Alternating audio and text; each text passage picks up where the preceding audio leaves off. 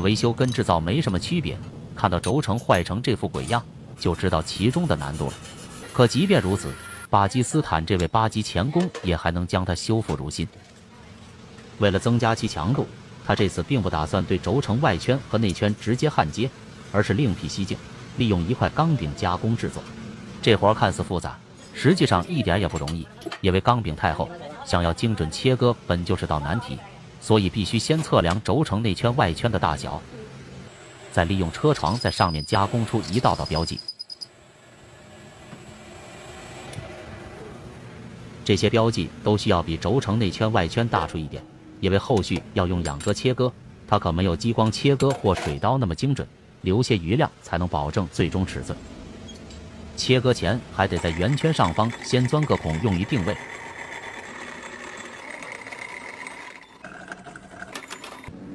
而且切割过程中必须用圆规辅助，这样才能一圈圈切割出规整的圆形。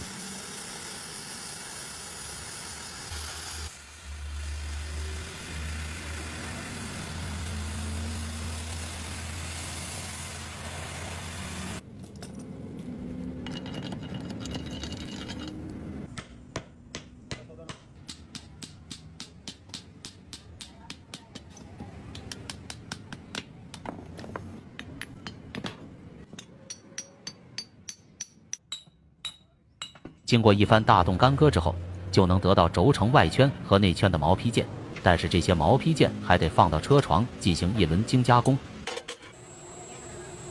先将外圆内圆车削至平整光滑为止。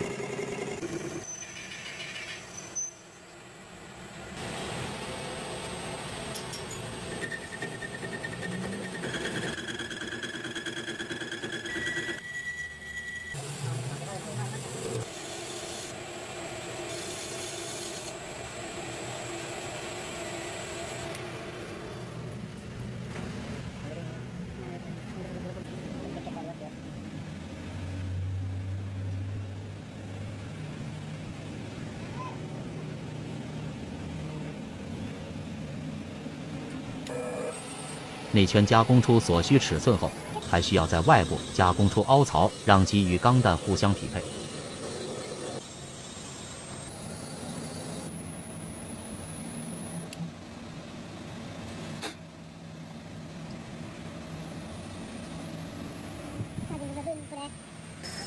而外圈则要在内部加工凹槽，这需要的精度非常高，因为偏差一点，钢珠就根本装不进去。不过师傅手艺高超，早已对这套流程滚瓜烂熟。虽然听起来复杂，但用不到1年的时间，师傅就加工出了全新的轴承内圈和外圈。接下来终于可以开始组装了。这种轴承组装看似简单，实际上也确实不难，然而其中的细节却丝毫马虎不得。首先要将滚珠排列整齐，排列好之后，利用保持架固定住每个钢珠。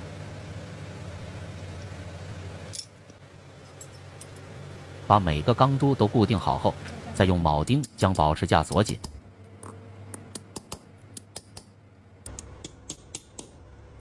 就这样，一个全新的轴承就维修好了。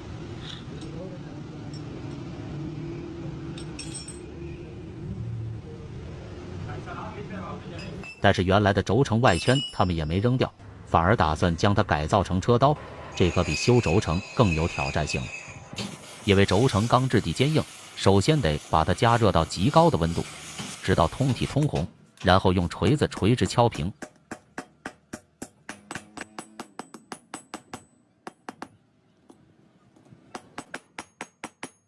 敲平后会得到一片钢板。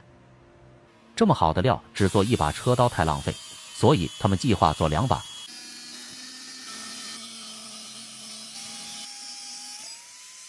一把做成 U 型槽刀，需要先找根螺杆对比，画出需要打磨的位置，再用打磨机磨出 U 型。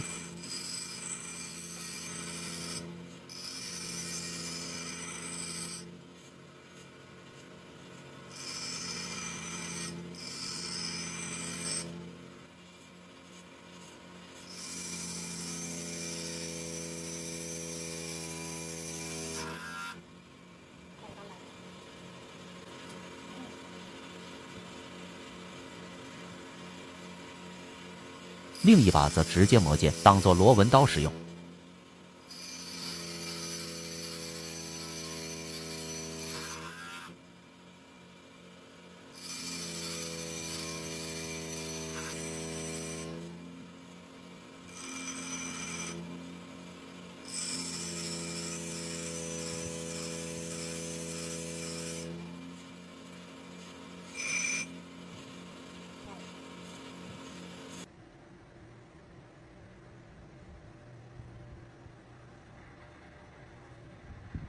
打磨完之后，两把车刀的轮廓就出来了。然而硬度还是不够，所以他们还需要对其进行淬火。